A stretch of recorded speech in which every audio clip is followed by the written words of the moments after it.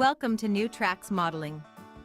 New Tracks provides unique mentoring opportunities to enhance your modeling skills by connecting with talented modelers and manufacturers from around the globe who generously share their knowledge and artistic expertise. Build your confidence, refine modeling techniques, and share your projects with a supportive community of fellow modelers, all while enjoying the world's most rewarding hobby. Join us every Wednesday at 7 p.m. Eastern on Zoom and YouTube for our free live program. Missed a program? No problem. Individual show segments are uploaded to YouTube for convenient on-demand viewing. Be sure to connect with the New Tracks community by joining the New Tracks Facebook page, where you can interact with other modelers and see what they are modeling. Visit our website at www.newtracksmodeling.com, where you'll find information about upcoming events and the latest issue of our magazine, New Tracks Modeler. New Tracks Modeler features articles from builds on the show, exciting new products, and other great articles. And now, here is the host of New Tracks Modeling, Tom Farrell. Good evening, and welcome to New Tracks Modeling, streaming live on Zoom and YouTube, just as we do every Wednesday at 7 p.m. Eastern. We're pleased you're here. Whether you're a seasoned modeler, new to the hobby, or just enjoy the show, we welcome you. This broadcast, along with our 5 other platforms, which include the program you're watching live now, our New Tracks website, our New Tracks Facebook page, our New Tracks Mentoring Scholarship Program, and our new New Tracks Modeler digital magazine, is part of a broader vision created by Jim Kello, our founder, Master Model Railroader, and New Tracks mentor. All platforms are offered free of charge and are supported by a dedicated team of volunteers who are passionate about model railroading. Before we board our first-class train tonight, we want to sincerely thank Brennan's Model Railroading for sponsoring this evening's program. Tonight's New Tracks Modeling Meetup is sponsored by Brennan's Model Railroading. For over 25 years, Brennan's Model Railroading has been offering unique products focused on the O-scale market. Their flagship product, Brennan's Better Ballast, was an instant hit and continues to be the industry leader. The prototypical size and natural color blend of real crushed granite make it the choice for discerning modelers. Since then, Brennan's has developed a complementary line of natural ground cover materials. Brennan's also has craftsman kits that anyone can build.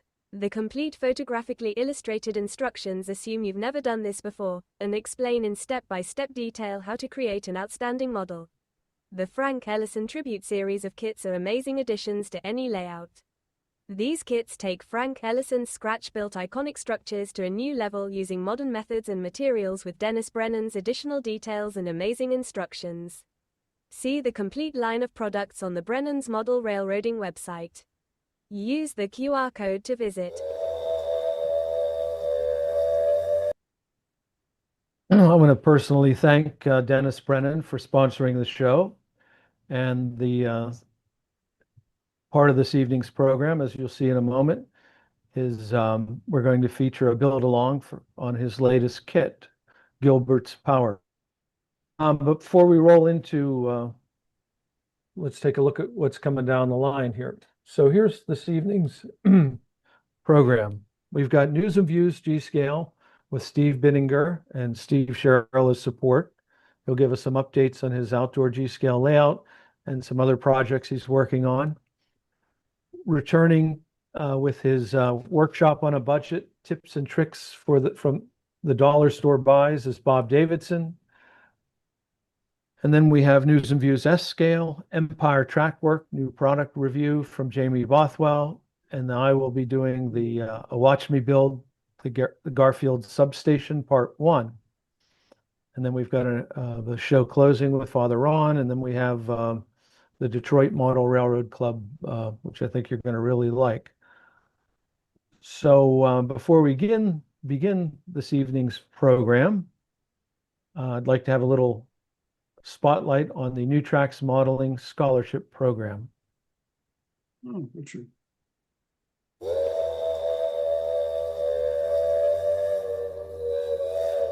The New Tracks Modeling Mentoring Scholarship is the only national scholarship for model railroaders from a volunteer nonprofit organization. For academic year 2025-26, we are awarding 4 $2,000 scholarships for model railroaders pursuing a STEAM degree. We hope to award a similar number of scholarships for the 2026-27 academic year. We believe it is critical to support the next generation of model railroaders. You can support the New Tracks Modeling Mentoring Scholarship by donating online using the Zephy platform or directly by check. All donations are tax deductible.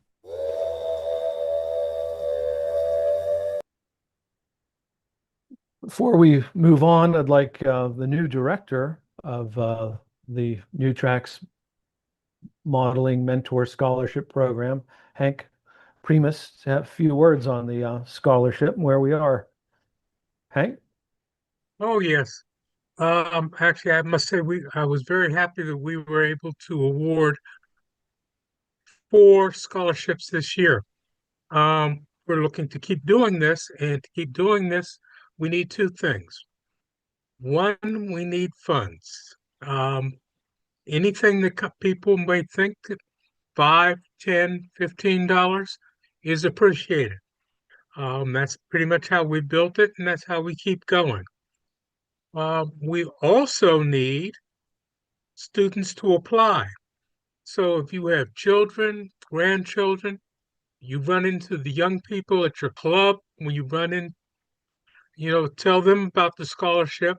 Um, College is not cheap these days, and every little bit helps. And $2,000, I've been told, does go a long way. I heard that from one of the young people who received a scholarship today. Uh, that's pretty much all I have. I really appreciate everybody out there who watches the show to send in the $10, $20. That helps to keep us going. We really appreciate it. And they just saw this slide where you can send it. It's very easy. There we go. And if you don't like using Zephy, you can send a check to Tom. We appreciate it. Thank you very much. And if everybody that's watching the show just sent $10, we'd be close to a scholarship right there. Thank you very much. Thank you, Hank, and he's absolutely right. A little over a week ago, I was at the National Narrow Gauge Convention in St. Louis, and at the award ceremony banquet, I was invited as the first speaker to speak about the New Tracks Mentoring Scholarship Program, and I gave 5 minutes to an audience of approximately, well, I don't know, 400 people roughly. And one of my first questions was, how many people were aware of New Tracks modeling and the New Tracks Scholarship? And I must admit, much to my surprise, more than half raised their hands. So I think we have very good brand recognition and a little notoriety for the scholarship. My next question was, interesting enough, if this conference had, we estimate on a high side of maybe 750 people, on the low side maybe 500. That's just a guess, could be 1,000. But I said, if everybody in the audience right now, the 300 or 400 that are out there, gave $10, and I said, and every one of you out there can afford $10, just by you're here at the show, you're soliciting the vendors, you pay the admission fee. $10 isn't going to hurt any of you. If $10 was given to our scholarship, that would be $3,000 to $4,000. That would cover 2 scholarships at our $2,000 rate. And I said, every week I use the axiom that we get 300 to 400 viewers on our live show between the Zoom and the YouTube. And then our magazine has a subscription rate of about 10,000. Just think if everybody there gave $10, how much money that would be. Our objective is not to give away $2,000 scholarships. We'd like to give out larger scholarships and perhaps more of them. It's all dependent on how much we get from our donations. And as I pointed out at the narrow gauge convention, the youth are the future of our of model railroading. Although most of us are going to live forever, just in case we don't, we have the youth. So enough of a plug. If you can afford it, $10 makes a difference. As Hank said, take the moment to do that. Okay, so enough of my pontification on this. Thank you, Hank. Thank you, Bob Davidson, and everybody else for their work on the scholarship. So our first presenter is Steve Bittenger, who always has something very interesting to say about his outdoor and indoor G-scale layout. And Steve Sherrill's backing him up this evening. If we could switch to Mr. Bittenger, that would be great.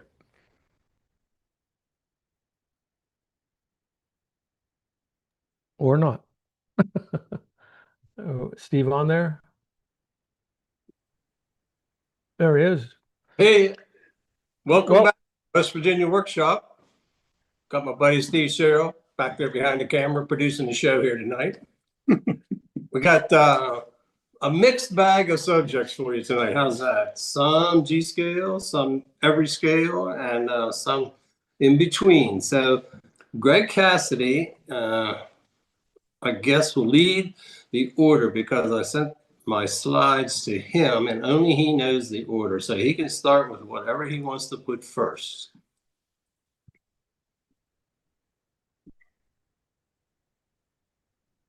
The dust collectors. Okay, so last time I was on, I told you I was out doing Steve Goes Shopping looking for inexpensive products. If you all remember, these lovely orange funnels here that I paid 99 cents for 4 of these, right? That was those. On the dust collector, next item I needed, cap off of a spray can right there. I needed this, which is part of a clothes hanger. Also, this is the clothes hanger parts when you chop them up out of this clothes hanger right here. And also 2 different kinds of soda straws. That's all the stuff you need, and a little bit of PVC to build the dust collectors. And I needed 2 of these from the side of my Ralston Purina factory. The first photo that Greg has up there, you can see them assembled. The total all-in cost, I would say, for these is somewhere in the neighborhood of $6 to make 2 of those. And I still have 2 more funnels left. So I'll take 50 cents out of the equation when I make the next product. Anyway, if Greg shows you the next slide.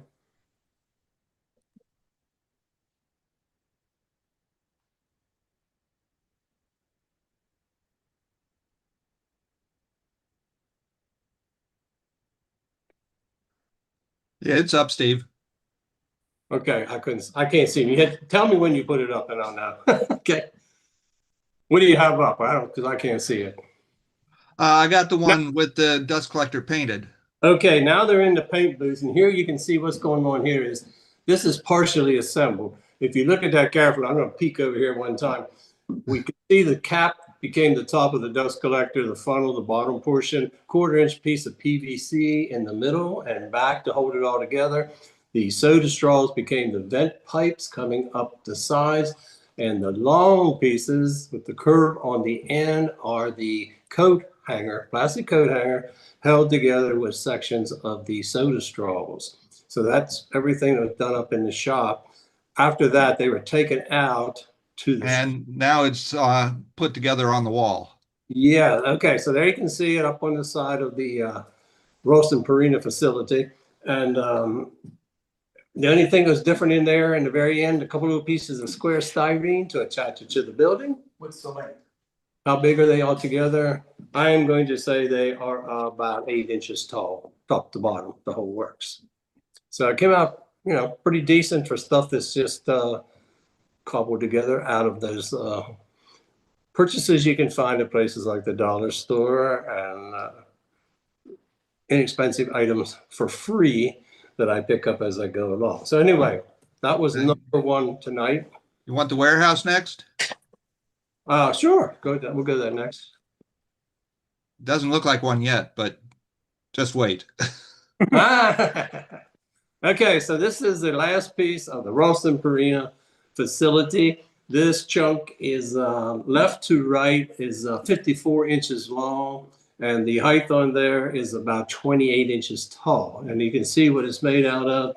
Once again, all those good folks that contributed their polycore signs to my collection, along with some rips of just strip wood. And the piece in the middle, the framing there, is to carry the roof that's going to sit out over the receiving bays where the boxcars come in to be loaded. And if you go to the next photo. Yep, it's up. Now we see it laying on its back. And the base there is the pier below where the framing that is the roll-up doors into the bays.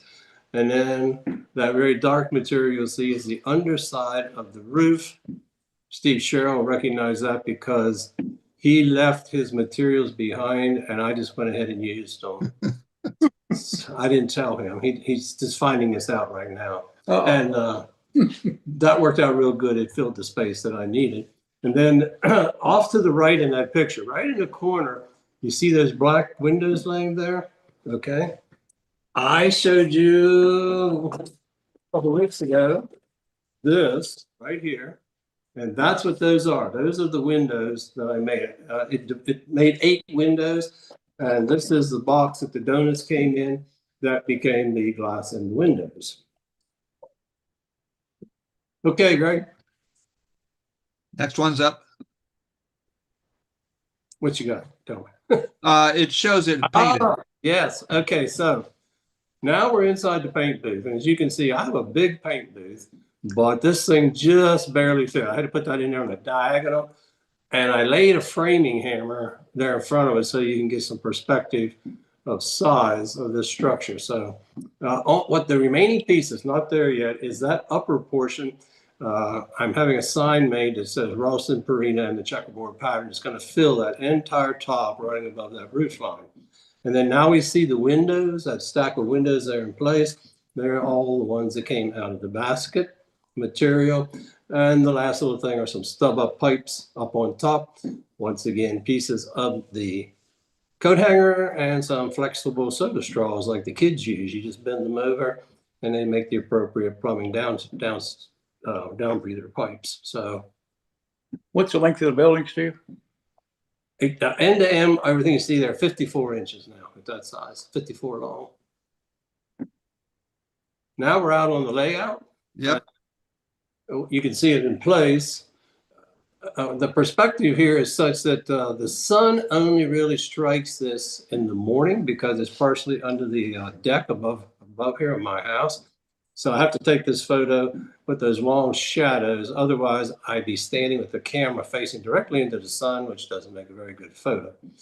Today it rained all day and it was cloudy, so I could have probably taken a photo and not had that issue. But from a modeling perspective, what you're looking at there, front to back, I only have 26 inches to work with for my bench work. And I've managed to get a main line there in the front and 3 tracks yard behind it, plus the siding into that last facility where you see the red boxcar setting. So it's 100% use of space. You have to just kind of be clever in G scale when you're working stuff in a limited space.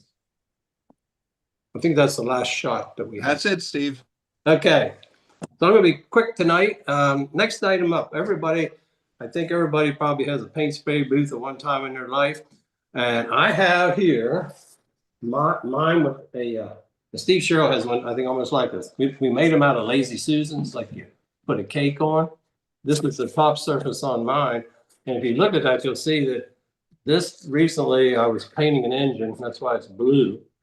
But to keep this clean so I have a fresh one every time, this I just slide off at the end of a paint session, because that's what it is underneath, right? And my liners for this cost absolutely nothing. These are from the Dollar General store. I just save these bags. I slide them on there. Like that. And I'm all set up and ready with a fresh surface for painting again, so I don't contaminate anything along the way. Needless to say, I bet everybody has an endless supply of these bags that you bring home from the store. So no need to buy any type of other type of liner. Just save your bags, put them in your paint booth, and I can throw the blue one away.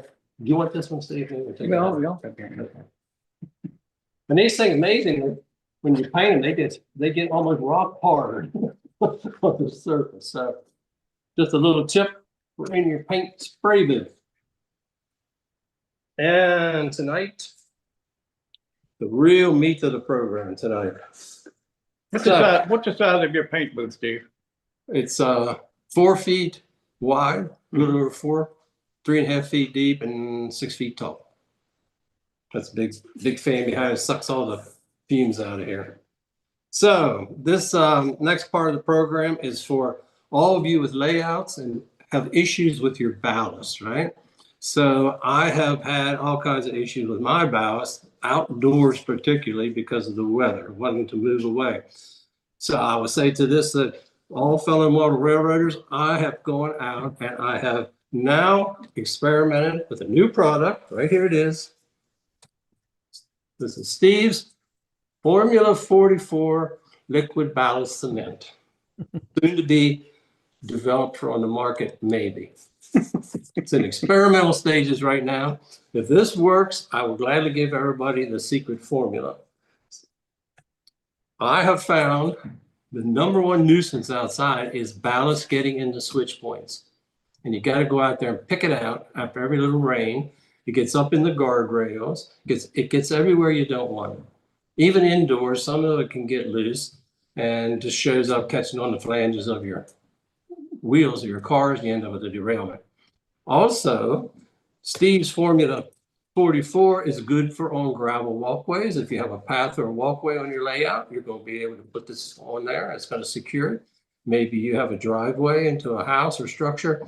Once more, you're going to be able to use my secret formula.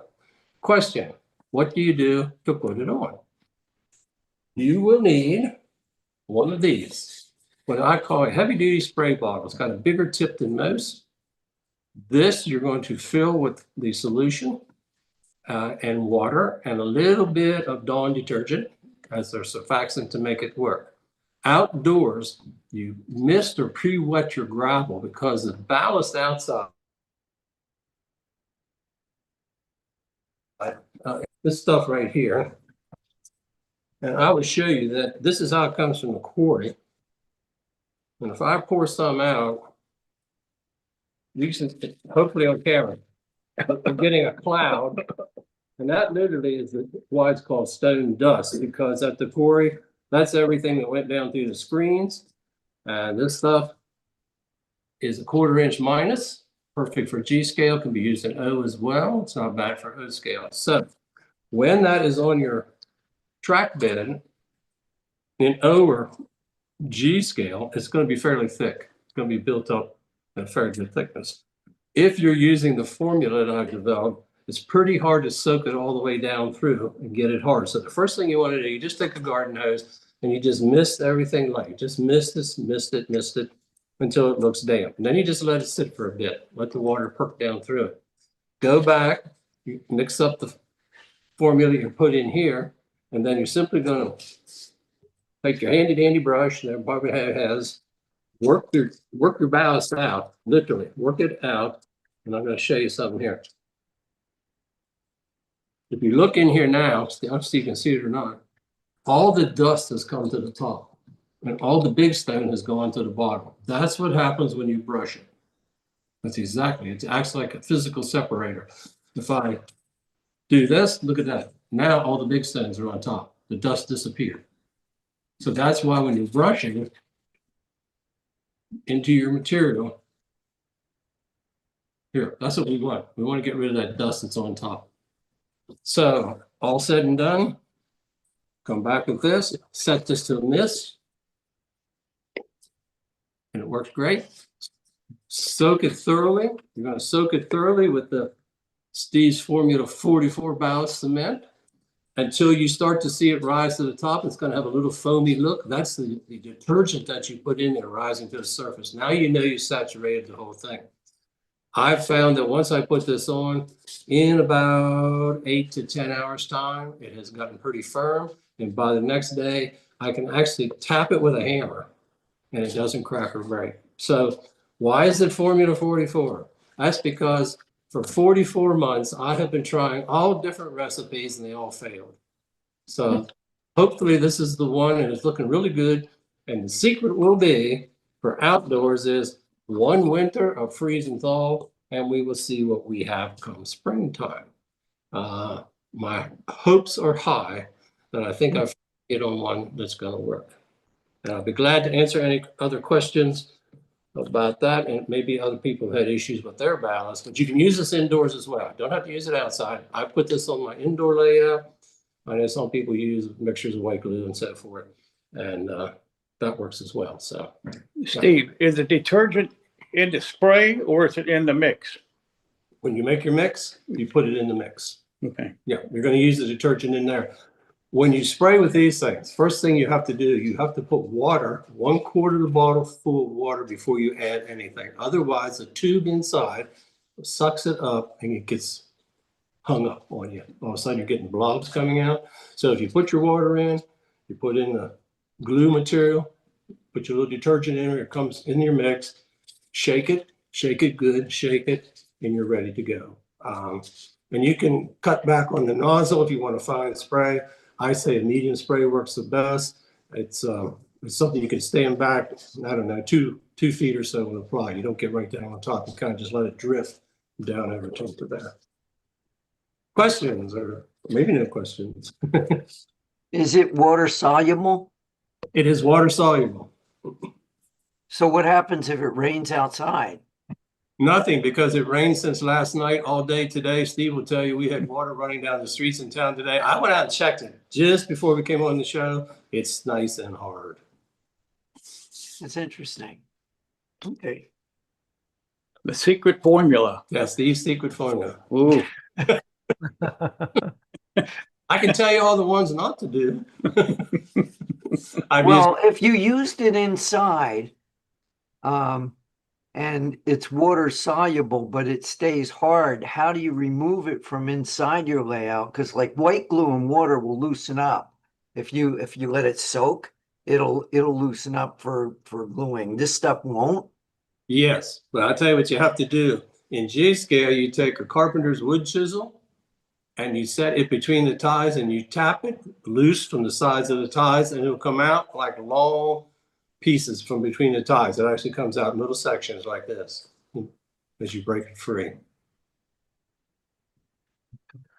Be interesting to see what it is. Yeah. Well, that's why I told you it's under development. Has the best promises. So I used polymeric sand in the past. If you're not familiar with that, that's what's used with pavers to put them down. Polymers never really set up. They get kind of a gel consistency type of thing. They're very flexible. I had pretty good success with that. It lasted about 2 years.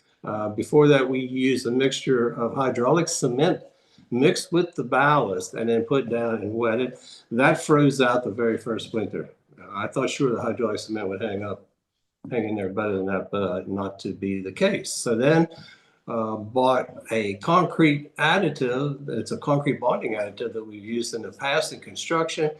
If you buy this, it's sold in stores under Sika. Home Depot sells it under that brand, so does Lowe's. But that material likewise looked great in the beginning. It failed the quickest. It just did not hold up for me, the Sika mix. I think what would be interesting is if water can permeate the ballast after that elixir hardens, because then it holds it in place but lets the water go through. That would be the real secret to the highway, right? It appears with this material that it's shedding the water. The water is going off of it left and right of the it's literally the hard cap and it's shedding it left and right. Oh, that'd even be better, because I was thinking of the freeze thaw cycle. Yeah. Yes, and I have to remind y'all that my track sets on a solid base outside. It's not on earth or gravel. It sets on concrete. All right. Well, we look forward to see what that magic formula is. Yeah. And I want to remind those people I'm still searching to buy cabooses.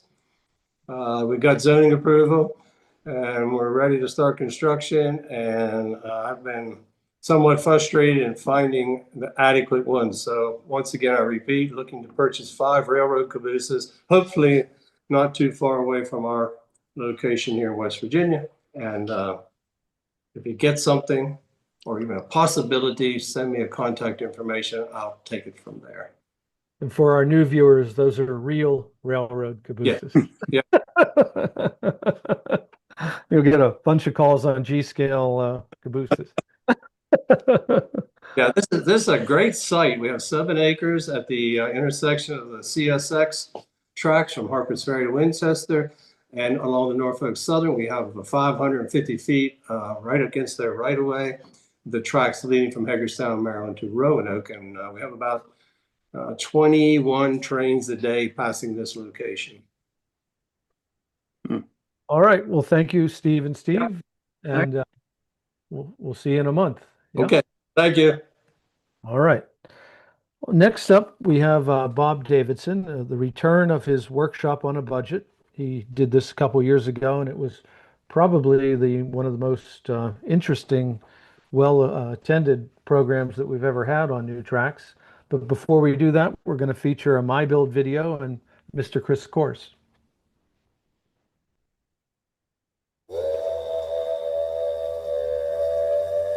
Don't miss the monthly New Tracks Modeling My Build event.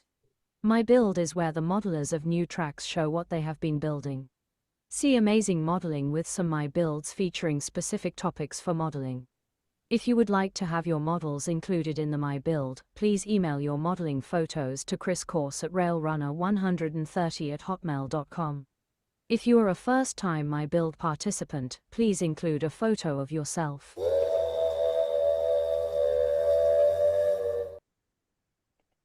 And now if we could spot Chris Course, would be great. Hi, thanks, Tom. Welcome, everybody. All right, so that's not what at all that was supposed to be. Let's try this again. All right.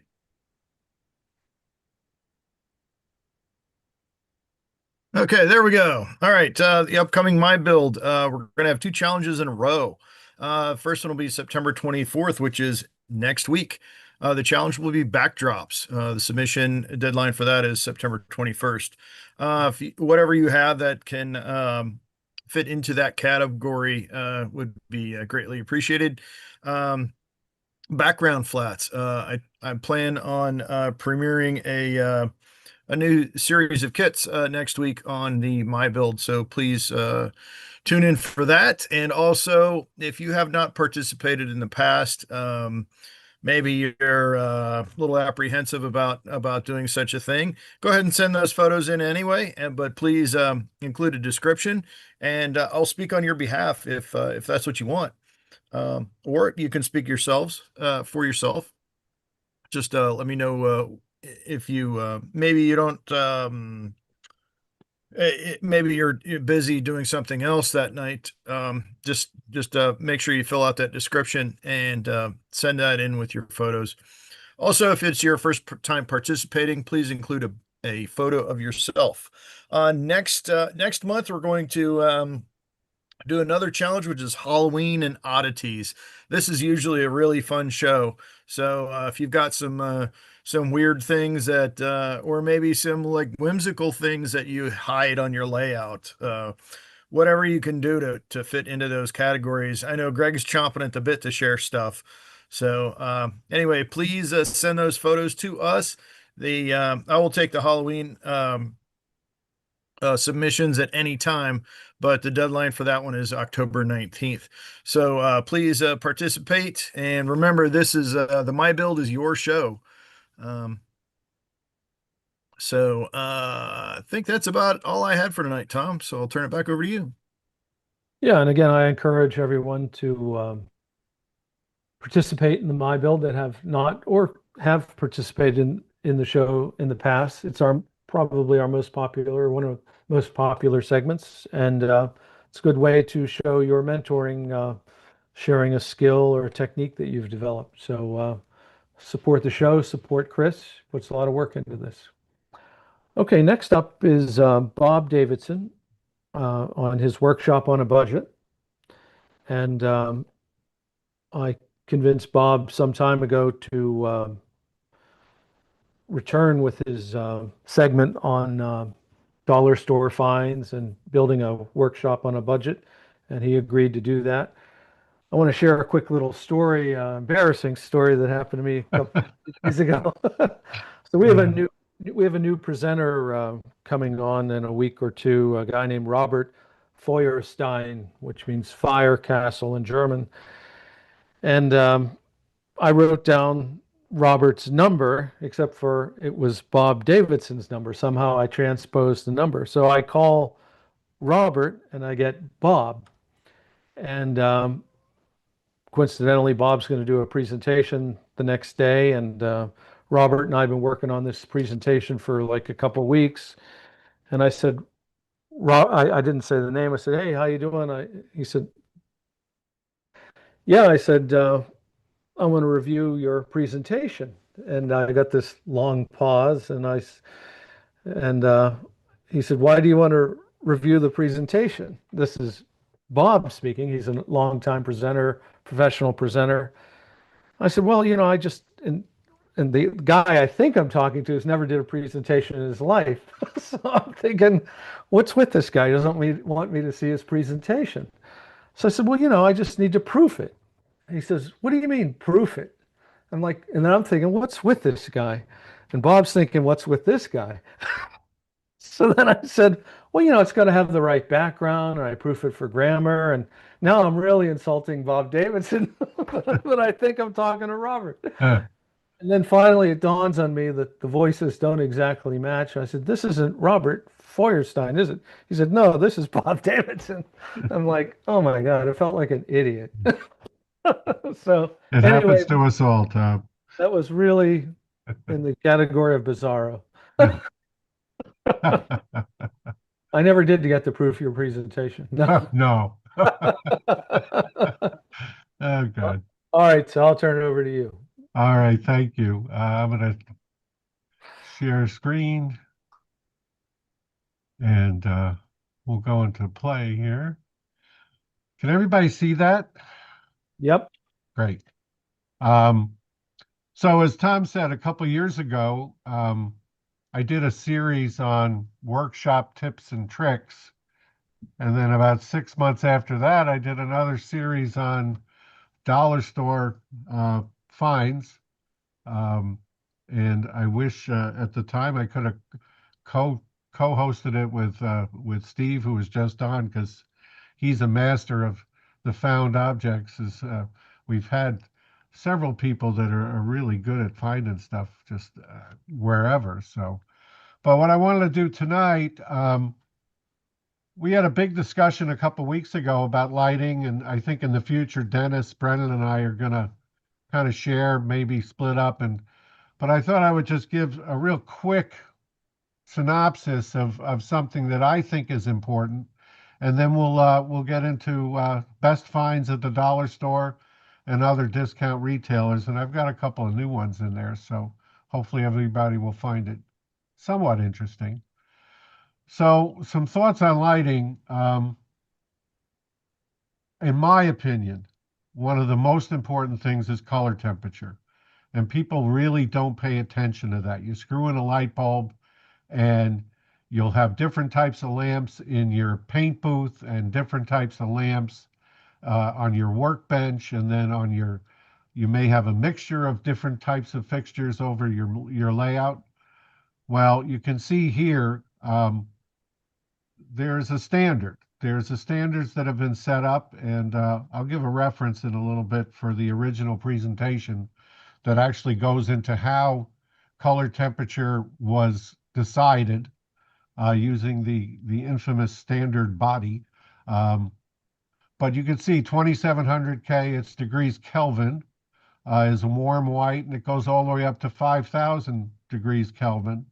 And all through that, you have warm white, soft white, neutral, daylight, and crystal, which I kind of call it blue. Um, and what's interesting is when you see in use, so this is an architectural example, you can see how different everything looks. Wood panels, the flooring, it all drastically changes if you change color temperature.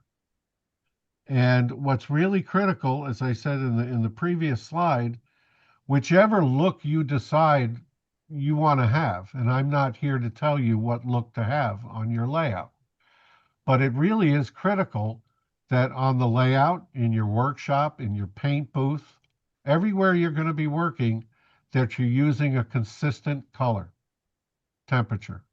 Because you see here, you could paint a model under 2700 degree Kelvin light. When you bring it on your layout, which is 4000 degree Kelvin light, it's going to look totally different. Colors are going to shift. It won't be as bright, the colors may not be as pure. So really need to take some time. And how do you do that? Look at the label.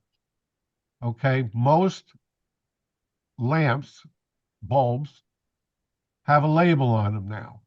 And this is kind of what you'll see. So the brightness, and let's clear this up. Watts means nothing. Watts are totally irrelevant now. All the watts determine is how fast your meter spins on your house. It has nothing to do with output of a lamp. What you want to look at is the lumen output. And if you look again, in a couple slides, there'll be a link so you can look at the original presentation. A 5-watt LED or a 7-watt LED will give more lumen output than a 40-watt incandescent lamp. So watts have nothing to do with lumens. Lumens is the brightness of the light. And again, there's a standard. It's a standard, foot candle at such a distance from the object, etc. The other thing you want to look at on the box here is the light appearance. It's giving you the color temperature of the lamp. So in this case, 2700 degrees Kelvin. It happens to be a 60-watt lamp.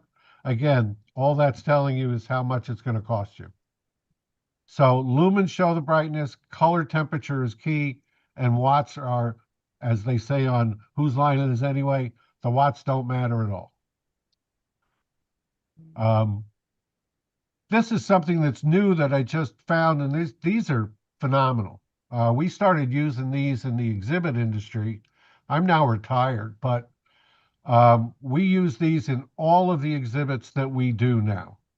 So these are what I call them pancake lights.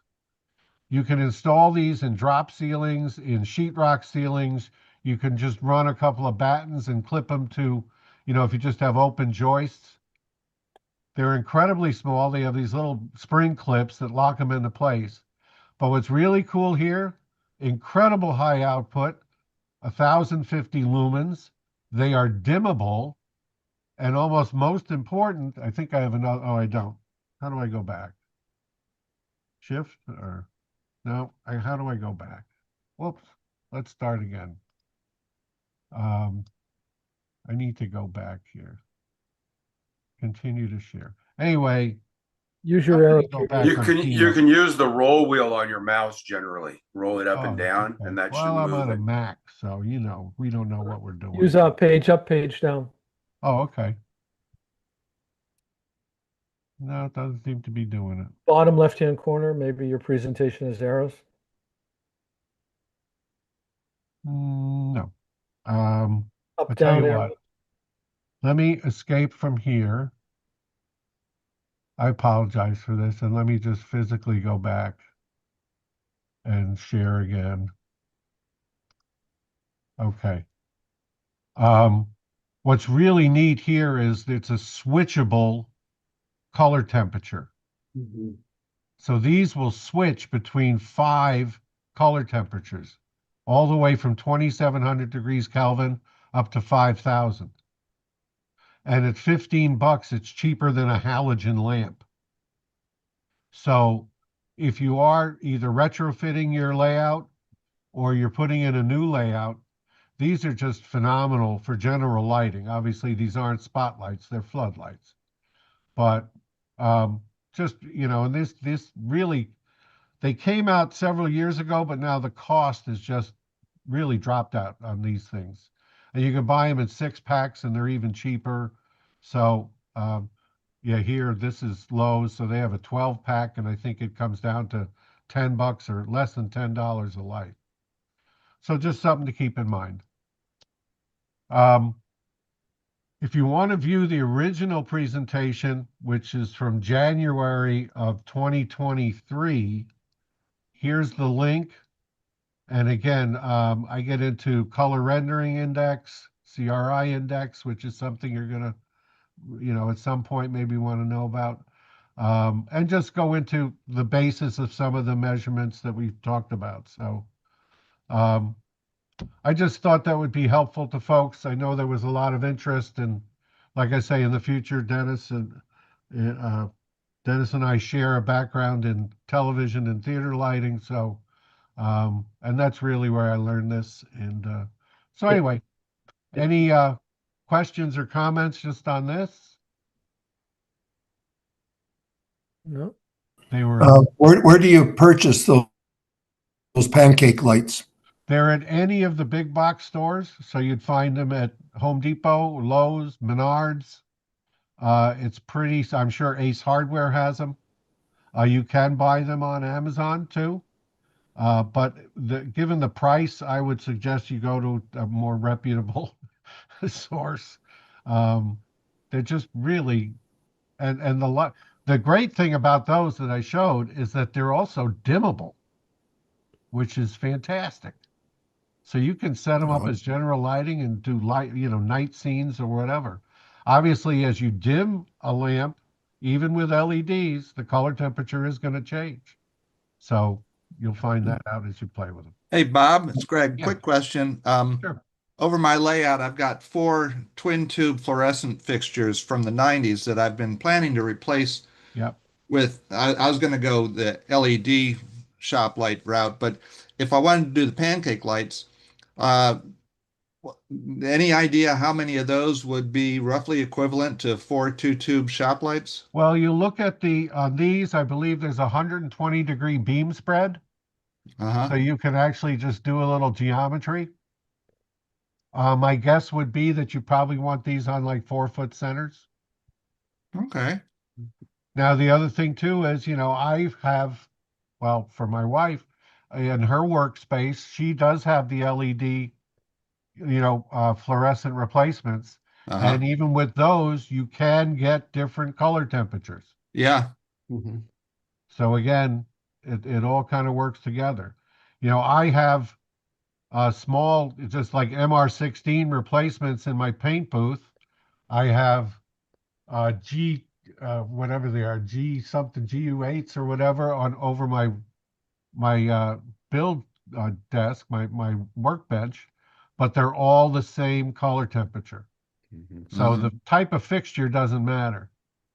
What matters is what's coming out of the lamp. So Right. We just had those pancake lamps put in our kitchen when we redecorated last year, and they're really nice. Yeah. Well, if you want to play around with them, you know, turn it up to like 5,000K and then cook dinner. And you'll see how bad all the food is. No. We have them set on warm in the kitchen. There you go. Thanks. So anyway. Hey, So, but Bob? yeah, if you want to go back, the link is live. Checked it yesterday. It was the second week of January in 2023. So anyway, so we'll move on. Hey, Bob? Yeah. Gelmacher. Sure.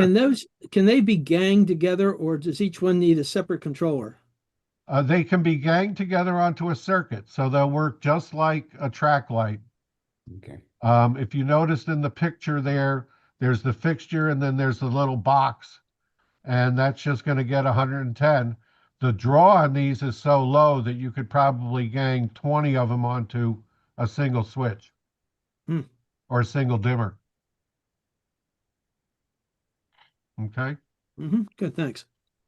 All right, so moving on, what I thought I'd do is kind of do a greatest hits here with my favorite discount finds. And there's a couple of new ones in here. But I know there's some new folks on. Again, this was done, I think, starting the summer of 2023. But we'll start with Dollar Tree, and my all-time favorite find for $1.25 are these plant clips. You get 10 large and 10 small spring clamps.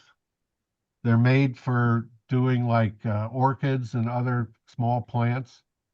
These are the best little clamps for modeling that I've ever found. And you get 20 of them for $1.25. Here's the last project that I was using them for. I'm scratch building New York City had gas tanks for heating. Before that was it was liquefied under pressure, there was just gas. These things were immense. They were 60 feet in diameter, 120 feet tall. And evidently at the orifice of it, you could stop the flow of gas with your finger. It was total low pressure. Anyway, you can see here, I used probably 30 of these just to, set up some gluing on this. And I thought I'd throw in a picture. This is what it kind of came out looking like before it was weathered. The interior there, the actual tank was printed, 3D filament printed on my printer, but all the other parts were cut on a laser. So that was a lot of fun. Also at Dollar Tree, again, if we all use alcohol, you can get it for $1.25 at Dollar Tree. Why spend $3 at the CVS or at the grocery store? I always look, the thing is that with all these discount stores, the stock changes regularly. So you want to, visit. Greg Cassidy and I talked about how you just kind of go out and that's your afternoon while you got nothing else to do, and you go through the dollar store. But I found these with all these earth tones, these eyeshadows, and really what they are is they're just powder. It's just like a pan pastel. Makeup, cheap brushes, throwaway brushes, nail polish, which I've used to do, some striping and stuff like that, acetone to remove super glue, and lots more. So Dollar Tree is just it's a great resource. As I say, everything changes seasonally. So you want to, on all these, keep going back. Walmart, the best thing I've seen there is they have matte, small acrylic paints for 58 cents. Lots of craft supplies and sewing supplies, but again, that's what I've found. That's probably my top thing that I get at Walmart are these Apple Barrel matte acrylic paint. Nice color. Hobby Lobby, again, they have a full thing, but the thing that I found that I keep going back for, and I actually use these at work as well to do framing and stuff, is they have this 0.7 millimeter clear acrylic sheet for 99 cents, 11 by 14. I think you can go up to a 2 foot by 16, and it's like $1.49. I mean, it's just incredibly inexpensive. And I use this for all the windows on my models, on any scratch builds. So Hobby Lobby's great. Michael's, Copic markers. They have all these Dull Coat. I told the story. They were having a sale. I had a coupon. I bought Dull Coat for $6 a can, as opposed to 14. So as I say here, check for coupons. You also need to check for clearances. This was something that I found. I was going through the Michaels, and this Lefranc Bourgeois Paris Flashe paint. I don't know if anybody's heard of this stuff. It is the most intense color acrylic that I've ever seen. The saturation, it's just amazing. And it's made for like painting on tile and stuff. But it's just incredible. The color, it's just, wow. It's like all pigment. Anyway, you can see here is $18 on Amazon. I was in the Michaels the other day. They were clearing them out $5 a tube. So I bought like 10 tubes of it.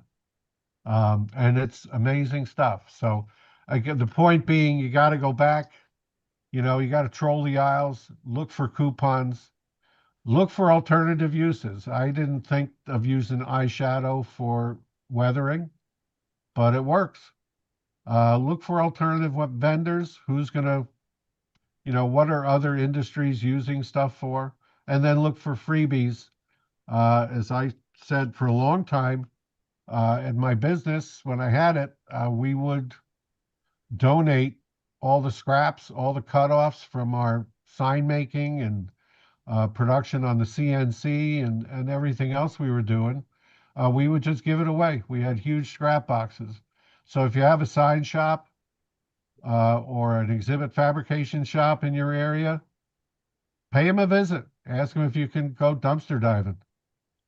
There's tons of stuff there. So thank you very much. And if there's any other questions, I'll stop sharing, and here I am. Bob, it's not a question, but one of the best things that I found at dollar store was a self-healing modeling mat. It wasn't a full size, Right. 2 foot by 3 foot one. It was about half the size, but it was $1. Yeah. And you don't know how useful a separate little mat that you can just move around and have handy when you have stuff scattered all over your main one can be. Absolutely. Yeah, there's just so many, I was thinking the other day, they have occasionally, well, not more than occasionally, in the toy aisle, they have 187 cars. Now, they're not the greatest cars that you'd put in the foreground on your layout, but you could use them as background. And they're like 5 on a card for $1. So there's all kinds of stuff. So. Hey, Bob, this is Bob Gelmacher again. I'll tell you, I can't say too many good things about those clamps. When you presented them the first time, I went out to every Dollar Tree that I could find in the area, and some of them ran out. Yeah. But those things are really great. Yeah. They really are. Yeah, I was turned on to those by a model shipbuilder. And he probably had 500 of them that he used to do his stuff. Now, the one thing I will say, there's different sizes, obviously. When you get them, a lot of times, I've got to hold this up, there's a little plastic nub on the inside of the jaws, which they use to align it. So you just need to grab an X-Acto and just trim that off. And then you have a flush clamp. Whoops. So, but they're great. I use them to hold stuff up too when I'm painting or something. Yep. It's just, and like I say, if I get paint on it or whatever, I throw them out. I probably got 100 of these just sitting in a drawer. Mm-hmm. So anyway. Something else that I found at the Dollar Tree over in their, I guess like where they have the plastic flowers and things like that, bags of material that looks just like ON30 size coal. Yeah. It was perfect. Yeah. Yeah. So, like I say, you never know what you'll find. So yeah, go out and have fun. Thank you, Tom. Back to you. Thank you, Bob. Great job. And anytime you want to call me, please feel free. Thank you, Mr. Feuerstein. Oh, boy. Next up, we have Jamie Bothwell. He's going to talk about News and Views S-Scale Empire track work. But before he comes on, we're going to have his sponsor, the National Association of S-Gaugers.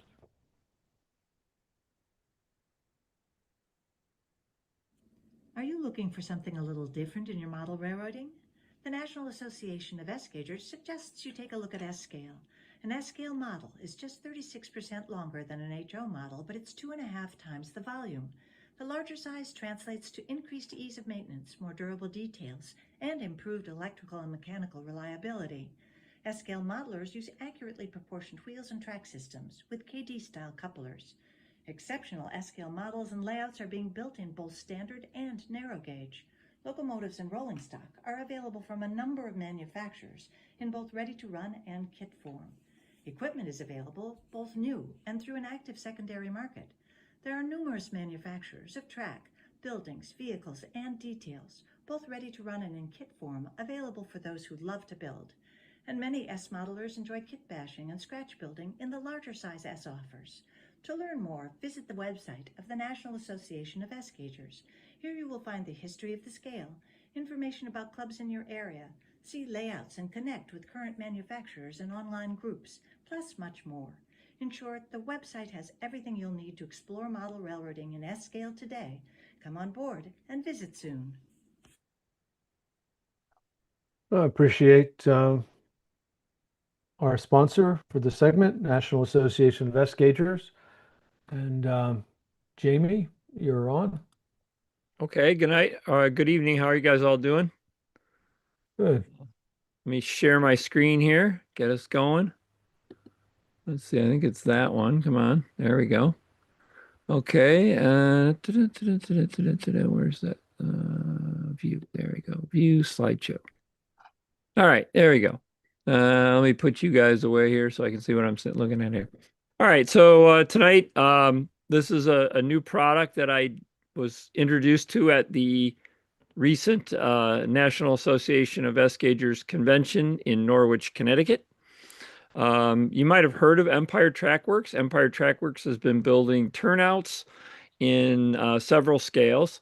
They build off the fast tracks method, so the printed circuit board ties, and they'll solder them up for you and build you very nice turnouts. And their turnouts get rave reviews from everybody that I've talked to about them. And all the press I've seen, people say that the stuff works really well. I personally am building my own turnouts using the fast track system, so I haven't really bought any turnouts from him. But as I said, the ones I've seen or the ones I've heard about have been positively reviewed. Anyway, so he showed up at the NASG convention with this new product, okay? This is a basic tie strip, so it's sort of a build your own flex track affair, okay? Now, those have been in S-Scale for a long time, even longer than myself. Remember a product called a Miller tie strip, and it was sort of the same idea, except you'd put the ties on one at a time. Now, the advantage of that, of course, is you could make any sort of track you want, like sidings or branch lines or whatever, by just putting on more or less ties. You could do that with these too, but they're all stuck together with the little web pieces, which, of course, offer a certain level of advantage rather than putting them on singly. And I'll get to that in just a sec. But anyway, this was an interesting new product. So let's just see. If we get a close-up of that, you can see that they're actually printed in two different colors. So he's got the tie plates printed in sort of a black, dark gray, and then the ties are printed in sort of a brown. Obviously, you would probably want to put a little bit of, more detail to that, dry brush them or whatever to get a little more pop to those. But you can also see close up that they're hooked together by a little sort of almost a ring sort of shape. Quite flexible, obviously thinner than the ties, but they also, because of the hole in the middle, would allow you, to pin it to the roadbed. I don't know, maybe a small nail you could put in there. I don't, however you would affix flex track, if you would glue it down, or maybe you pin it in place while the glue dries, or maybe you pin it in place and ballast it, and then use ballast glue, whatever your, what was it, Formula 44 that Bob had on earlier, the G-scale fellow. Anyway, if you use whatever ballast glue you use or whatever, maybe to hold it in place, or if you glue the ties down, I'm sure that would also work. So however you go to choose to do that. Okay. So I ended up with a pack of, I believe 24 of these tie strips. So let's see if I go on anyway. So that each one is roughly, I think I put 4 on and I got about 3 feet of track. So do the math. So each one is, 6 or 8 inches long. You also include this little widget. And so this jig is you slap the ties into this, and then it holds them in place so that when you go to shove the rail through the tie plate spike holes, the spike heads, as you shove the rail under the spike heads, they don't all bend every which way. So that's what this gadget does. Okay. And it's quite useful. So here you can see I'm shoving in the first piece of rail. So it just, the spikes are enough that they just go on there. I found the spikes to be a very nice size. They're not overly large, but they're big enough to do the job. So, sometimes I know in S-scale, we had a flex track product that had very scale size spikes and they looked great, but sometimes the rail would come loose. So this, they seem pretty solid. And again, you'll see more of that in a little bit. Okay, so there's your piece. Sorry. What code rail are you using? Oh, this is code 100. Okay. In S scale, somebody said to me it kind of works out. Code of rail works out to be about pounds of rail in S scale. So code 100 would be like 100-pound rail, basically. So code 100 it's sort of like the HO equivalent of code 70, maybe code 83. It's maybe a tad small for mainline use, but that's kind of where we go. If you're a Pensy guy, of course, you can go up to code 125 because that's what we had is 8-inch rail. So currently, this product is available in code to fit code 100 rail. I did see a note someplace that he's developing, he hopes to develop, he put up an email the other day. He hopes to develop it for other codes of rail. So he's just really busy. The fellow runs Empire Trackworks. His name is Alan Loazo. There was talk about getting him on to do a segment. I don't know if you ever did, but I don't recall. I guess I sent out the notices and I don't remember seeing his name on anything, so probably didn't get on yet. Anyway, his day job is that he's a conductor engineer for Norfolk Southern, so he's still has to go out on the real railroad now and again, so he doesn't always have full time to work on his side business here. So anyway, there's the whole like kind of the whole sheet, the whole strip of ties in place. There's a close-up of it with the rails in place. So both rails in place. That's again code 100 rail. You can see it looks pretty good right out of the gate, but obviously a little bit of paint touch up would improve its look. So okay. So there are a couple of printing errors. This is just an a stray artifact that got stuck in the middle. But nothing serious. This one, you can see this one tie had a little bit of a nick in it. But, if you ever go out and look at real ties, a lot of them have nicks in them. Some of them look pretty bad. So really, in my book, this is not a deal breaker by any means. So, oh, where'd my little, okay, there it goes. All right. I bent this section down to an 18-inch radius curve. I don't know if you can see the line underneath. There's a red line on the piece of paper, and I drew an 18-inch radius and I bent the track to it. I had a little trouble with the ties at the end kind of popping off, but for the most part they worked out okay. And again, if you do math, 18-inch radius in S scale is pretty darn tight. So I mean, you're probably going to be running trolleys around that kind of a radius. So it certainly would curve down to any kind of a radius that most S scalers would want to be using for actual, mainline or even short line kind of railroad. So it's certainly flexible enough. Let's put it that way. I was playing with it again tonight, and I just grabbed kind of both ends of it and turned it down. And I think I got it down even tighter than 18-inch radius. I was, when I was doing this, I was trying to bend it and hold it and take the picture and all at once. You can see my camera shadow, my phone, the shadow of my phone there. So trying to hold it with one hand and my foot and take the picture, and that, didn't, but when I just bent it with my hands, I swear I got it down to, maybe, I don't know, 14-inch radius or something. It was even tighter. And it was all, the ties in the middle were holding up just fine.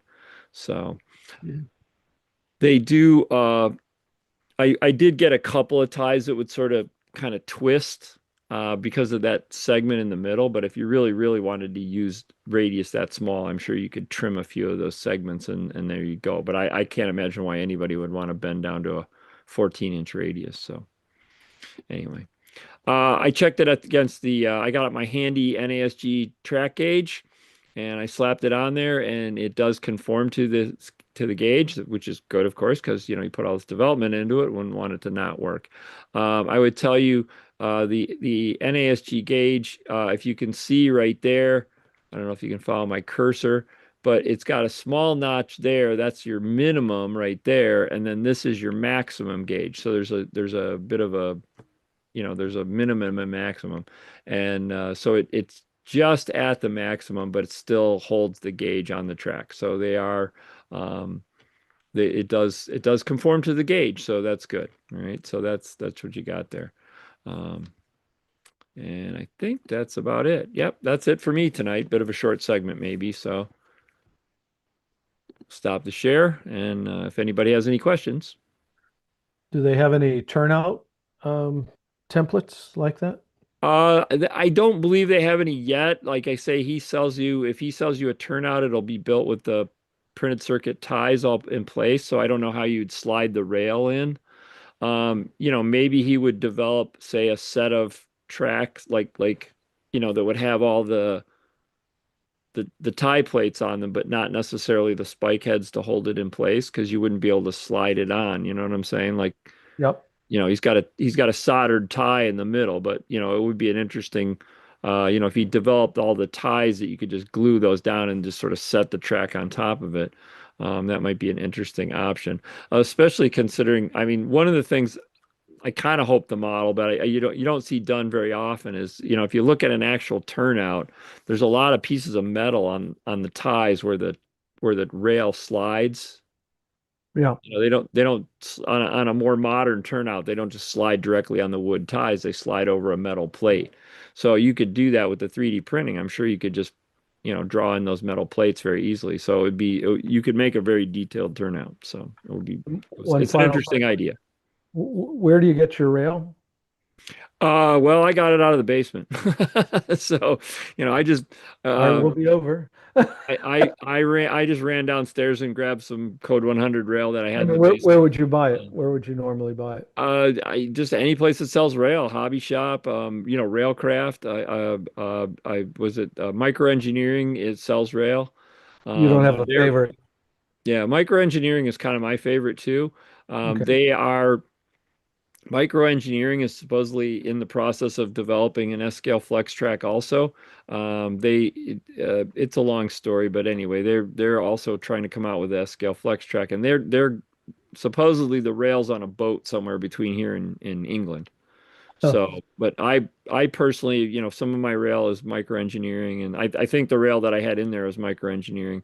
I haven't really used a lot of that because it's the weathered rail, and I find that it doesn't solder well, but it might have just been that I was using bigger rail when I was trying to do that. So I'll have to try and solder the Code 100 stuff again that's weathered, but that was weathered rail. Now I will tell you, the first piece I put in was going through a little rough, and so I pulled that one out and got another one, and it went through much easier. So I'm guessing it probably has a burr at the end, where it's cut off. There's probably like just a little burr. So I mean, if you file it or whatever, it's probably fine. But I did notice that some of the rail did go through those little tie plates easier than others. And I'm guessing if you take a small Dremel wheel, you can sand off, right at the ends.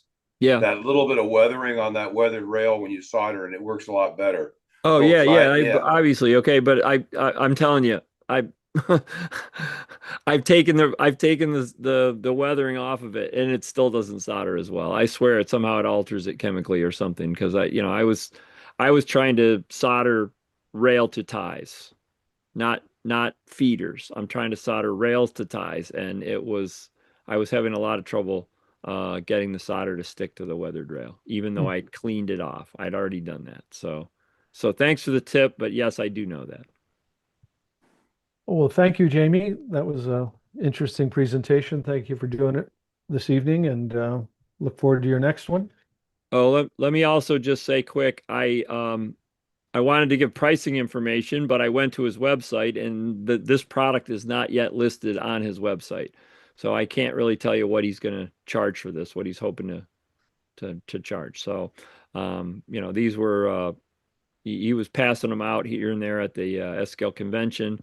So he just gave me a set of them and said, here, take a look at them, see what you can do with them. What kind of radius can you bend them to, whatever. So I was sort of a product tester on this one, and I wanted to be able to report on the price, but like I said, it's not on the website yet, so I don't really know. You would be.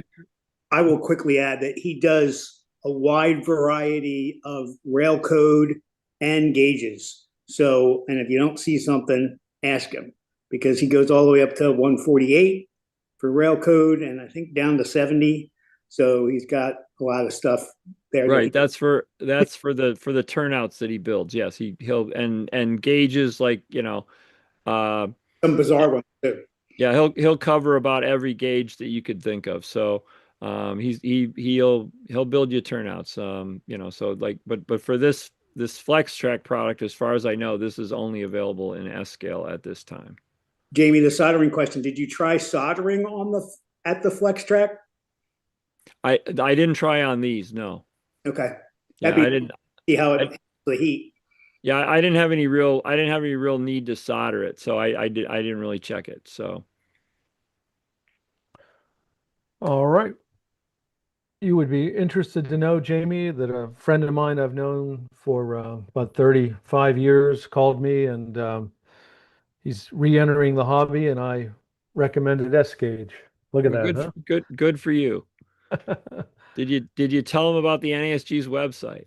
I did. You did, okay, because anybody out there, the single best resource you could find for S scale today is the NASG's website. So, and if you join the organization and come to the convention and meet all us crazy S scalers, you'd have a great time. Yeah, if I could tell you one piece of S gauge information, I'd say go to the website. So, all right. Well, thank you again for your presentation. Next up, I have a presentation on the Garfield electric substation from Dennis Brennan's signature series. But before we do that, I'd like to run the New Tracks Modeler digital magazine. Get more New Tracks modeling by reading the New Tracks Modeler magazine. Each edition of New Tracks Modeler includes exciting articles about modeling shown on the show, other modeling topics, and prototypical railroading information. Other articles focus on outstanding model railroaders and new products from a range of suppliers. Don't miss the photos of the popular New Tracks My Build. You can download New Tracks Modeler for free from the New Tracks Modeling website. Subscribe so you don't miss an issue. Just a quick note on our digital magazine. We had an independent survey compare New Tracks Modeler digital magazine to Model Railroader and to Railroad Model Craftsman. And on a scale to 1 to 10, Model Railroader got a 7. We got an 8. And Railroad Model Craftsman got a 9. And in the comments section, they said that the new magazine, New Tracks Modeler, was hot on the heels of Railroad Model Craftsman. So I think I mentioned this last time I was on the show, but thank all of you for your submissions into the magazine and the content. And I'll be putting together the October issue starting tomorrow. So anybody that would like to write an article, it doesn't have to be grammatically correct. I have these very powerful grammar checkers and AI engines that can turn really rough stories into polished gems. So we're after content, and we're doing something right. So appreciate that. Congratulations, Tom. Thank you, Doc. Yeah, they have staffs of 20 and 15 respectively, and I'm a staff of 1, me and my AI engines. So let's start this program.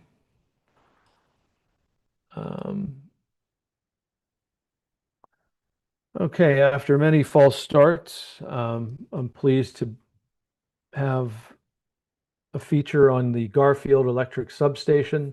It's a new O-scale laser kit by our chief sponsor of the show, Brennan's Model Railroading. This is considered a Dennis Brennan's signature series model. I'm going to take you, it's going to be a 2-part series, and I'm going to run you through this really most excellent kit.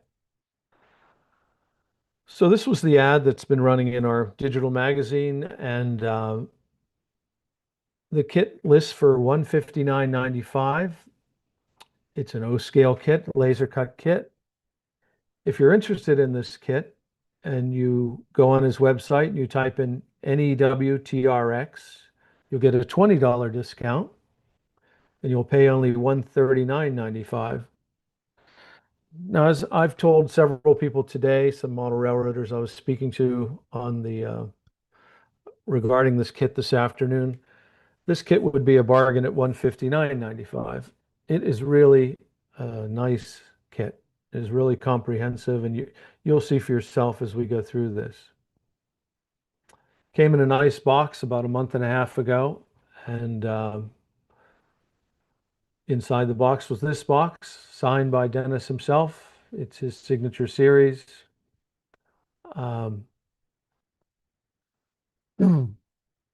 He doesn't miss anything with this kit. He has probably the most comprehensive instructions I've ever seen in a laser kit. Gives you an idea what tools and suggested paints and things that you might need to finish the kit. So if you're a first-time modeler or even a seasoned modeler, it's nice to reference the suggested tools and supplies, but it's even more important to read the instructions multiple times. I was a little overconfident and cocky, and I was teasing Dennis that I always read the instructions. That would be a huge mistake. You want to read these instructions. While it's not a necessarily complicated kit to put together, there is a procedure and a series. So it can be challenging if you don't finish things in a logical order. So this is an idea of the quality of the instructions. I mean, he has excellent photographs, great descriptions. There is an order to things.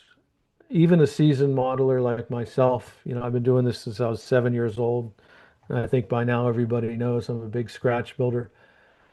There were things here that I missed that even reading the instructions a couple of times, I should have read them a little more carefully. I actually called Dennis on one, and he said, "You didn't read the instructions." You got to read them with great detail. There's a couple of construction techniques that were new to me here, and I learned a couple things. This is what you get when you take everything out of the box. Is everything neatly packaged and described contents on each vacuum sealed or package. This is nice because you only open up what you need. So if you're working on the main building or the garage extension or the roof, or you don't just open up the parts and spill the parts into the box. He suggests that you take the main building and put it together without glue, just to test fit, just to familiarize yourself with how this thing's going to go together and the size. I did follow that. Everything fit well. This is some of the best brickwork in the business. I was telling Dennis, I think yesterday, the depth of the laser etching on the brick is very good. Now, that's important because later when you primer it, paint it, and you put in a grout material, it's nice to have some depth to that, to those grout lines. Otherwise, they would fill and smear. You'll see just how nice this brick looks this evening when it's finished. Another view there. Everything fits absolutely perfect.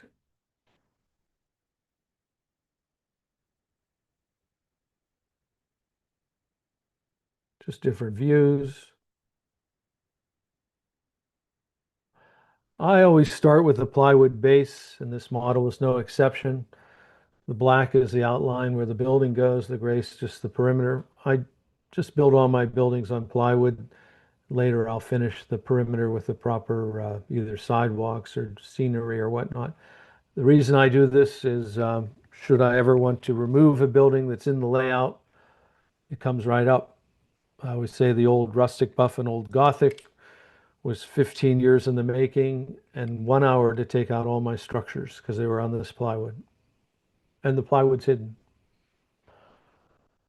So I laid out the first, we'll call this the first paint run. Um, these are these are all the laser cut building walls for the most part. I deviated from his recommended primer. I think he suggests just an automotive primer. I always fancy the Tamiya primer. He suggests using white.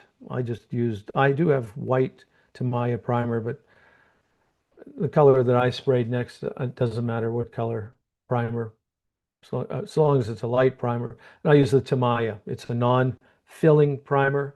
I didn't want to fill the in between the bricks, so I always go to my go-to Tamiya. It's not the least expensive primer, but I believe it's the best. This is how I finished the building. He has his recommended way. I get a little freestyle here. I thought I'd try this Rust-Oleum cinnamon satin color. It's a paint and primer, even though I primered it. It's like a cinnamon orange. And this is that acrylic rust from American Accents that I believe is no longer available, but any acrylic paint might work for this. You'll see it's a two-step process. You hit it with this enamel, let it dry overnight, and then I rub this acrylic onto the brickwork and rub it off with a old cotton sock. You don't want to use paper towel. The paper will stick all over you get shreds and things. So this is show you so the first step was to paint it this obnoxious orange. I'm speaking of not reading the instructions. I thought this was the foundation. It's not. Oop.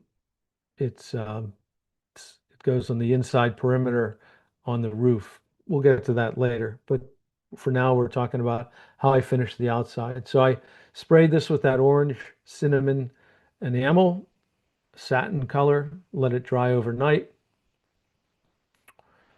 And then this is the beginning of the assembly. This is considered the garage here.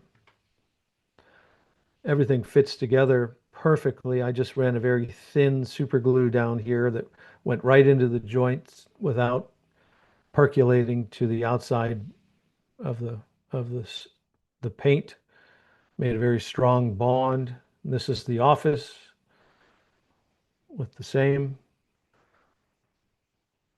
There they are assembled. Everything's a very nice tight fit.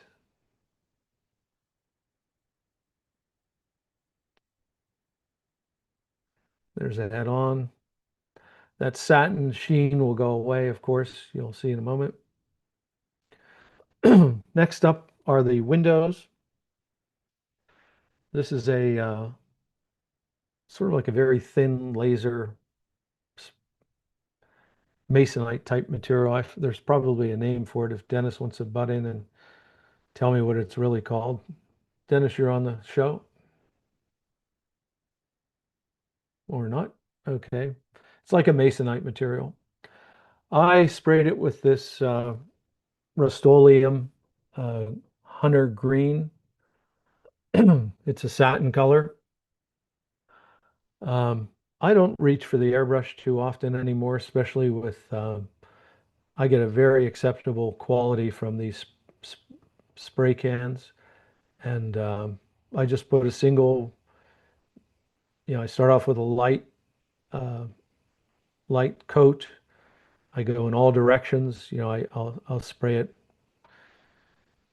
North, south, east, west, and get a nice, thorough, almost plastic-like coating. I let it dry overnight. This is a mistake. I mistakenly thought this was the foundation. I always go for a limestone look. Big surprise there. I'll paint this orange, I think. Boy, that really looks like limestone. Too bad. Just, I primered it. I painted it with these, first, I primered it with the Tamiya. Then I went with this military Vallejo German gray. Literally smeared that on there with a brush and wiped it off with a rag. And then with these inexpensive craft paints, I just stippled it on there with a sponge, a natural sponge. That's about as close as you're going to get to what we call a variegated limestone. It's a really nice look. And now there are the brickwork with the acrylic wash on there. I have to admit I was surprised even myself with this. This really stands up under close scrutiny of a varied brick. I mean, if you think this started out as a cinnamon orange, a bright orange, and then I smeared that acrylic on there. I painted it on the acrylic, then wiped it off with a sock. I got a beautiful variation. And then started some of the subassembly. There's a better picture. I mean, that looks like brick to me. I don't know what you guys think, but that really looks like brick. There's just Anything for the grout, Tom, or is that just the gray? Pardon me? Anything? What's the grout line? Yeah, I'll show you that. Okay. The grout is this, I can't remember the name of it, but I have a picture of it in a moment here. I did have to shave this window down. Dennis and I are sorting this out. I don't know if it was he's had two people that he knows build this kit and had no problem with this window fitting. I just went in there and shaved this down so the window would fit. It was probably an anomaly. It was no big deal. I put this backing on here for the door. It's just cardstock. Dennis and I had a conversation and I asked him if I could freestyle one of the sides. Everything looks like hell on the rustic buff and old Gothic, so I thought instead of having full windows, I'd brick up these windows a little bit with concrete block. I have a couple of broken windows here with wood covering them, and I put some signs on here. I didn't take it to my normal state of decay, but I thought this would be the alley side of the where the structure is going to go on my layout.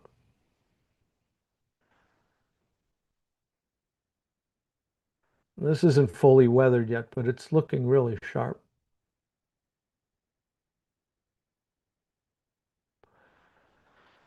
These are the roofs, two roofs for the garage and for the office.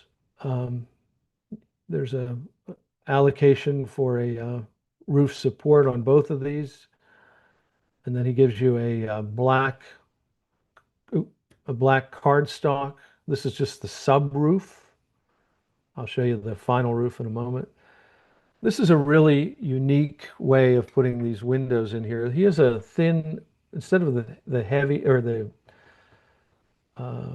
normal acetate, this material is like a flexible vinyl. It's really a neat, mouse is really sensitive tonight.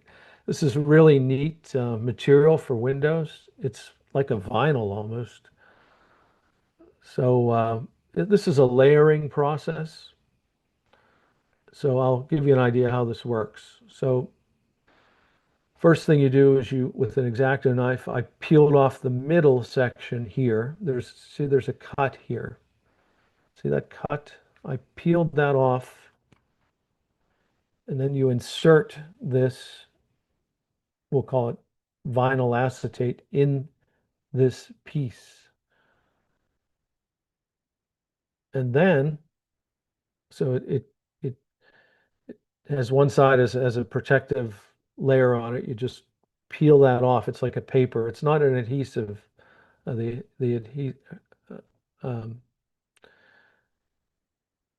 So you're basically building a window with 3 layers. I don't know if this comes clear how this works. So you don't see this perimeter. This goes on the inside of the building. So this presses against the window. You'll see it in the photo here. See the trick? So basically you're pressing the window in from the back, and this border here has adhesive on it. So it's basically an insert. Um, a conventional model would be done like this on the left. I couldn't use this backer board, we'll call it, here because I had all this going on. So normally you just glue in the window, right? Like if it's a Tichy or a Grant Line masonry window, it fits within the brick. You have to glue it in. Which is really unique is this backer board performs 2 functions. It gives you the back side of the window, these mullins, and it gives you something it has an adhesive back, something to press into the penetration, the hole here for the window. I went ahead and glued it in too because I don't necessarily trust the adhesives over time. So I just put super glue around the perimeter. That's optional. Does everybody understand how that works? It's really pretty slick. I'd never seen that before. It ensures a perfect fit for a perfect gap on a masonry type window. So the distance between the front brick and the rear brick are perfect because this is in essence a template and gives you the ability to glue it as well. Remember that roof? He gives you a corrugated material for the roof. I've demonstrated this technique in the past. This corrugated material was primed with the Tamiya gray. Then I took the rare occasion I use the Floquil silvers. I like the metallics from the Floquil. I painted it all a uniform color of silver, old silver, and then with a natural sponge and 3 colors of acrylic paint, I sponged this rust on, and then I later went with pan pastels and hit it with dull coat before gluing it onto. Well, you don't need to glue it. This has an adhesive back to it. In fact, the whole kit basically, like the windows and the some of this roofing, all has this adhesive already on the components. This front door for this garage, that no glue is required. So there it is with the windows shaping up. And I guess what I'm trying to say is this distance right here between the front of the brick and the middle of the window, because of the way this thing has that back plate, it just makes this a simple procedure.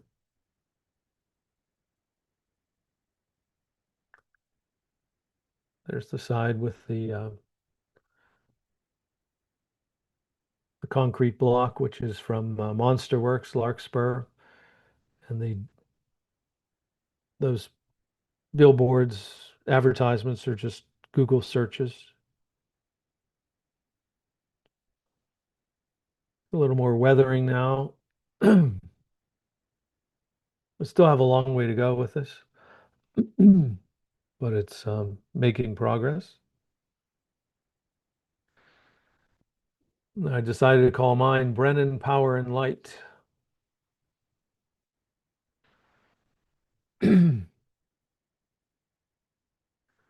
It's a very handsome kit and doesn't have to be power and light. It could be anything, but it's a very nice looking structure and it's a real value. I honestly, I have a lot of kits, mostly unbuilt, but this is a really sharp kit, and that brickwork looks nice. For some reason I'm missing.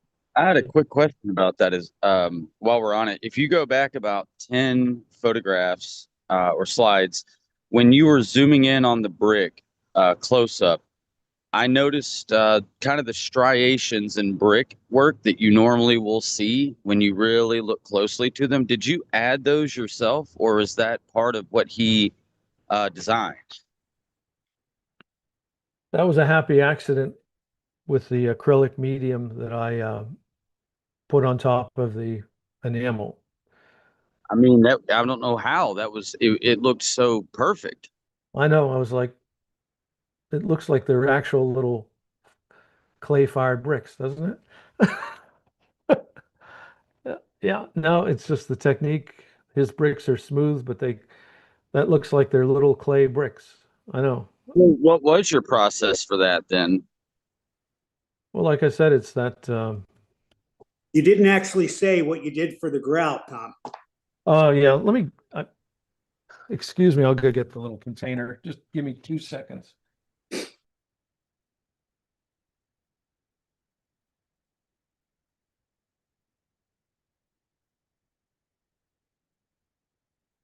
It is called Robert's Brick Mortar Formula.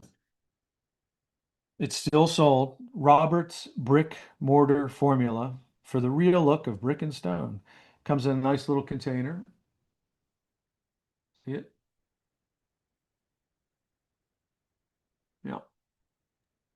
Did you do it before or after the over? After, no, that's the last step you do. Okay.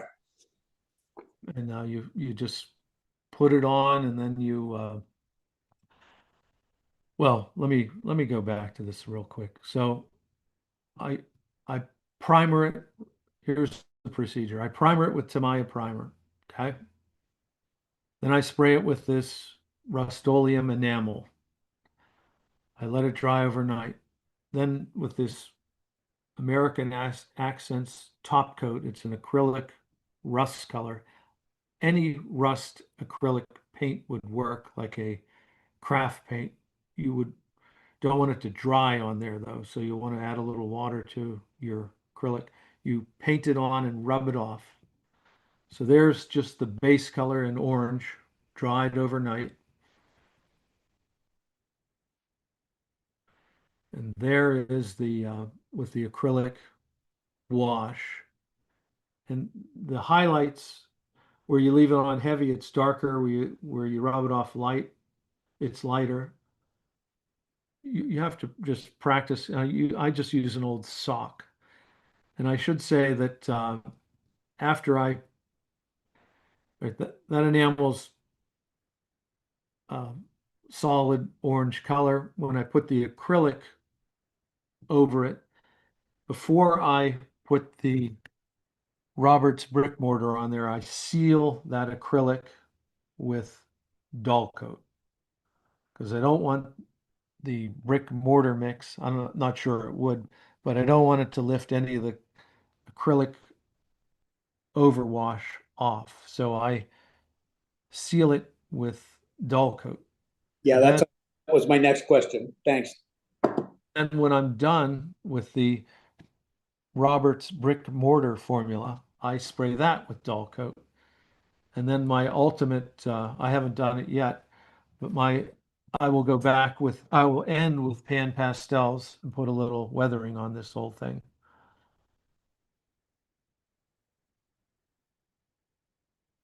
Okay.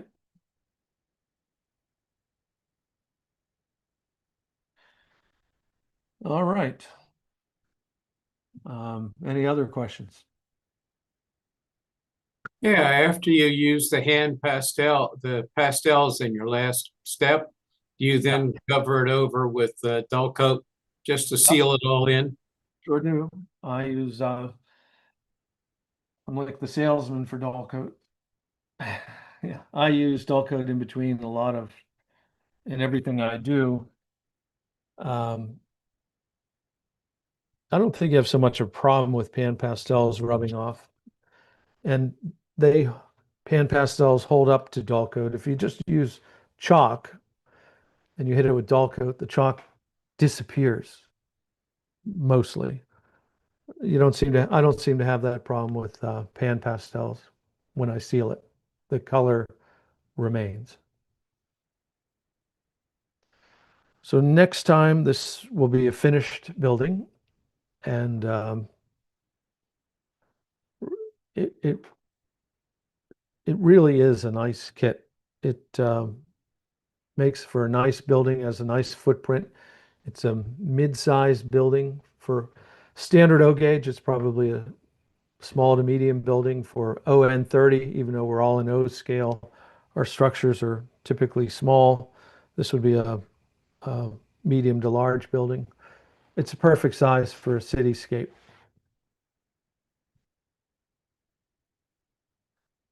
Now this would be utilized for what? Motor generator sets where you're doing DC to AC, that kind of thing.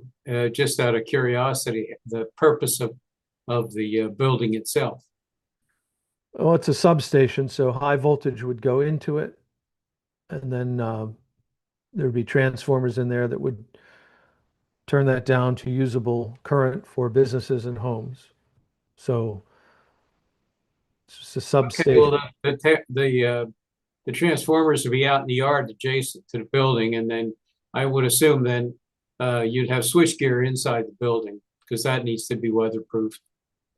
It could go either way, but yeah, I mean, if you look today, most of the stuff's outdoors. There was a time when a lot of it was indoors. They didn't have the protection that we have on transformers today that they had in the 30s, for example.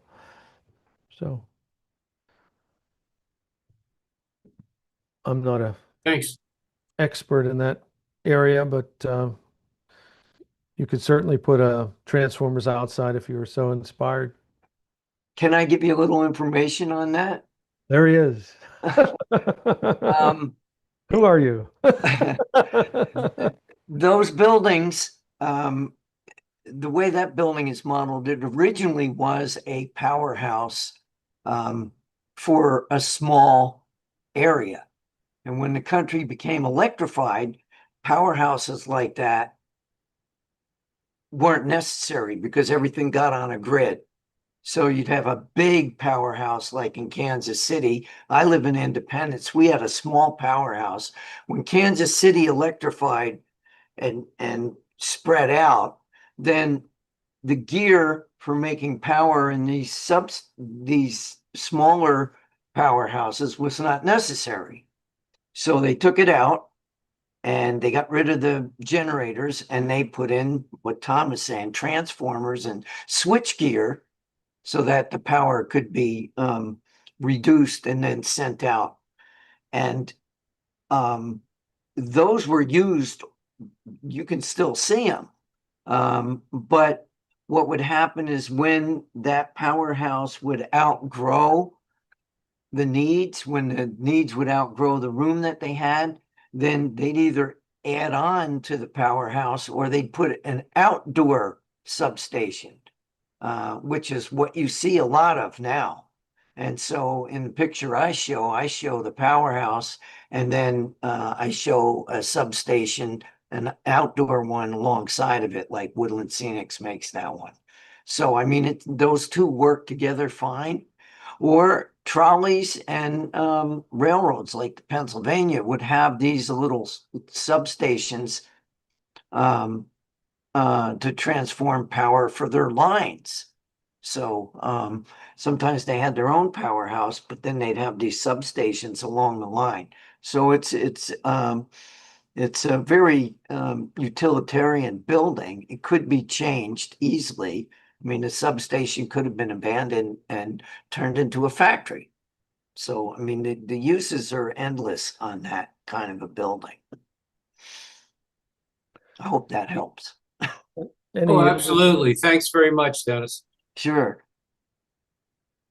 Great kit, Dennis. And this kit is for beginners and for master model railroaders. I can assure you, you'll be challenged one way or the other, but the instructions are point by point, photo by photo.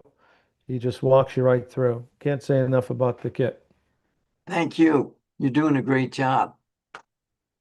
Yeah, you got to maintain that side of that building, though. It's looking pretty bad, Dennis. You need better maintenance. That's all I could say. All right, guys. So At least it's not all covered in graffiti. I was, yeah, they didn't really do that in the 30s, but if you did something more contemporary, you could do that.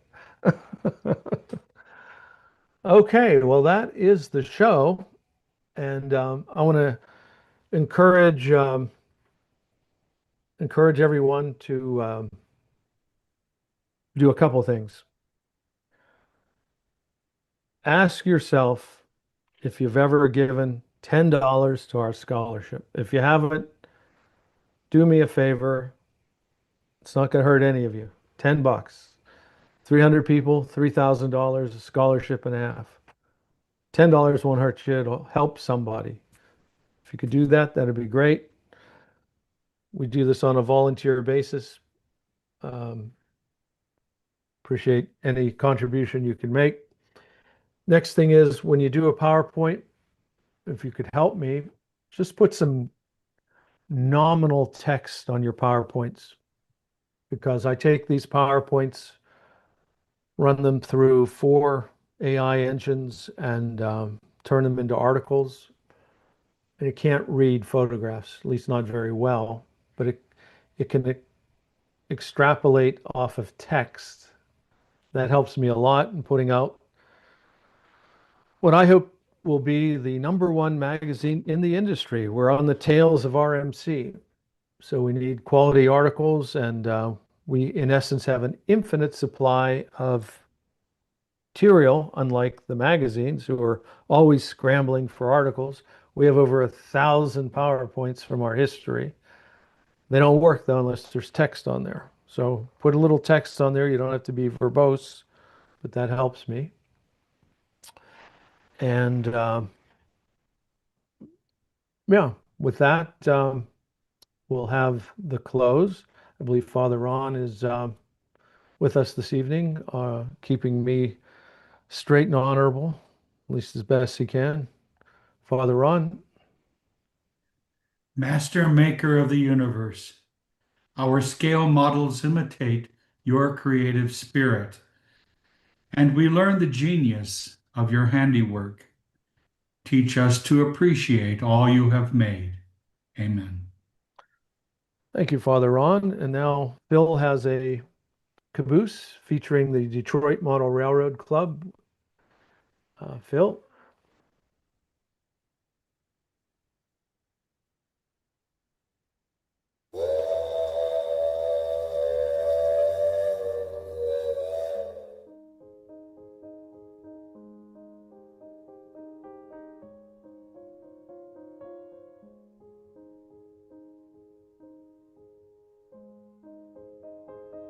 This club, they bought a theater.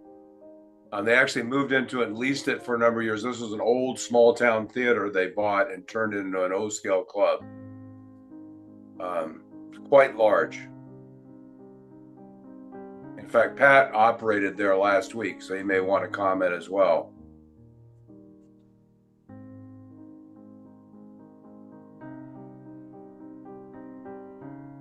It was quite enjoyable operating on that layout, I'll tell you. And we had about 3 or 4 people doing it. And Gary was one of them. But it's amazing. The thing is just amazing. And the basement's even more amazing. See where that fella is? There's a whole basement down there loaded with material and equipment.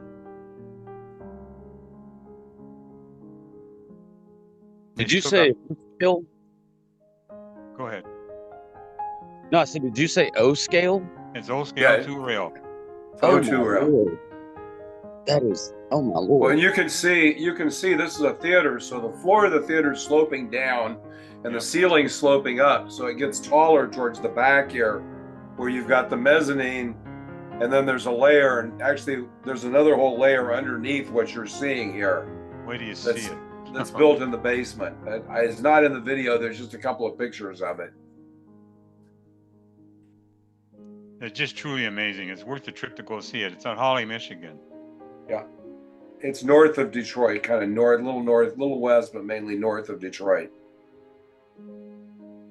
If Gary's here, he was there too. That gentleman there taught us how to run the layout. You have to go through a training session just before you can pick up the throttle.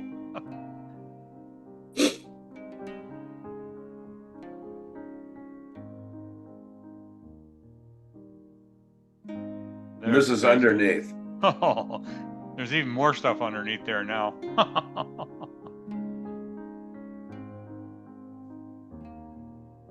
Just amazing.